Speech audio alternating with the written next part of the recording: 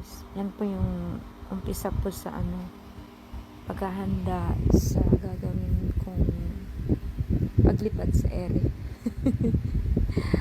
Siyempre, responsibility ng siguraduhin na naka-build ka for support sa katawan mo para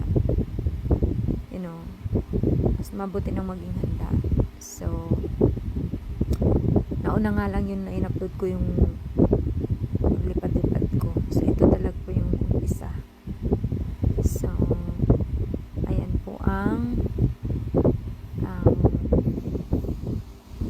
kanilang ginagawa.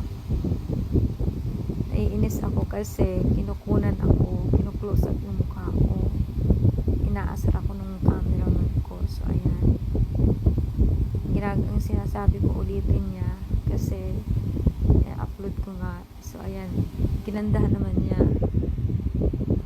So inayos naman niya yung pagkuha sa akin ng video.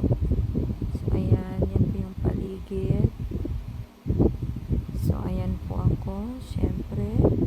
Ayan, lagay inaasar na naman po ako. Talagang nilalapit yung camera. Abay, ewan ko, talagang mapang-asar talaga.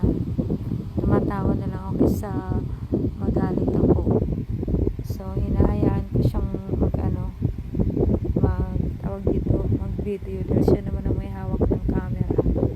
So syempre ayan pa ako, ayan pa. So ayan po yung kapitan or tama ba ako?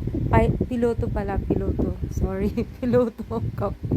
Yung barko, piloto. So, di ba magandang lugar po or